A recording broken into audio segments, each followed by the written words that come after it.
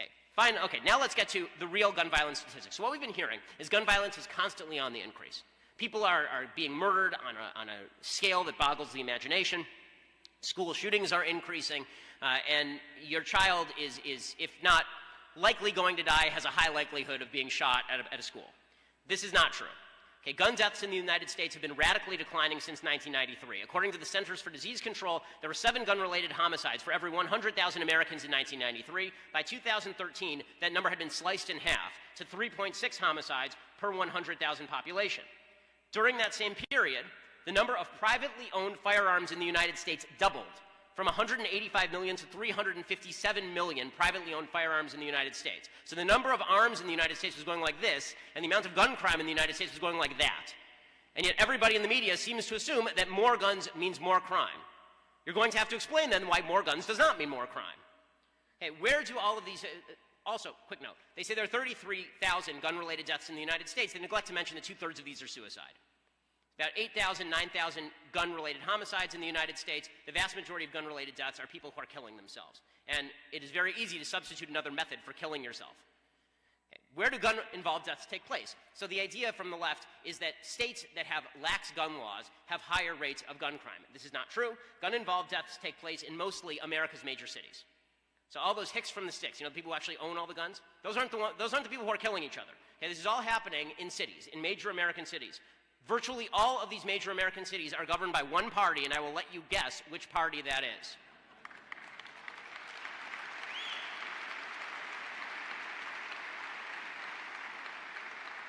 Almost 60% of all American firearm homicides occur in the 62 cities of the country's largest metros. In order of gun homicide, gun-related death: New Orleans, Detroit, Las Vegas, Miami, Baltimore, St. Louis, Richmond, Memphis, Cleveland, and Philadelphia. That is 9 Democrat mayors and 1 Republican mayor, the only Republican being in Miami. The single strongest predictor of rates of gun death by a wide margin is actually race, unfortunately.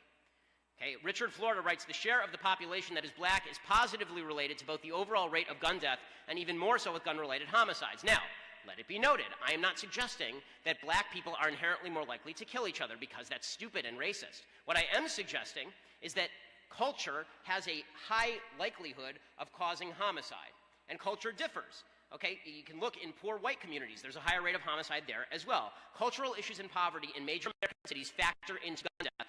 Guns are not the chief reason for gun death. In other words, you need bad people picking up guns in order for those guns to fire themselves. I have 2 guns at home. I have a 9mm and I have a shotgun. Neither one of them has killed anyone. Neither one of them has popped out of my safe and shot anyone. And neither one of them is going to, because it's my safe and I have the key.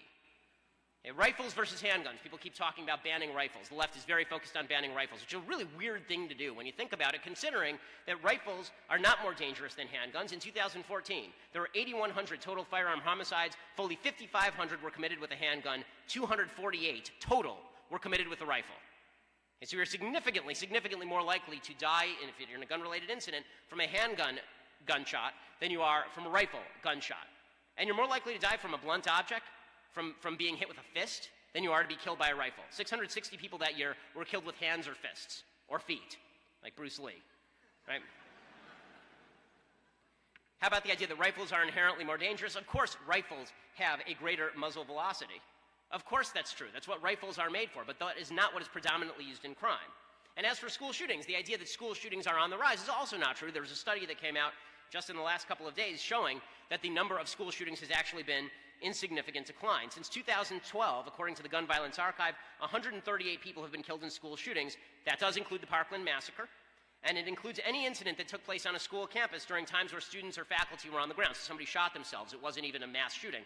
It's 138 people total. So between 15 and 20 people per year are killed on school grounds, which means that 2.6% of all youth homicides occur at school. Your child is about 40 times more likely to die from getting into your medicine cabinet or into some other household product than they are from being shot after you drop them off at school, as Leon Wolf points out over at the Blaze. And according to researchers at Northeastern University, mass school shootings are extremely rare. 4 times as many children were killed in schools in the early 1990s as they are today. None of this is to make light of anything that's happened. None of this is to suggest that every school shooting is not a tragedy, but it is to suggest that the lie that is being promulgated out there that there's a school shooting every day in America. You heard this. There were 18 school shootings, 18 mass shootings in the first month of the new year. It's just not true. It's just a lie. It's made up. Every town for gun violence, for gun safety, puts this stuff out, and it's not true. It's statistically false. Mass shootings more broadly are also not happening all that often in the United States. In fact, on a per capita basis, the United States does not rank #1 in deaths from mass shooting in the Western world. Okay, actually, the United States ranks 11th. From 2009 to 2015, here are countries that ranked above the United States in mass shooting deaths rates per million.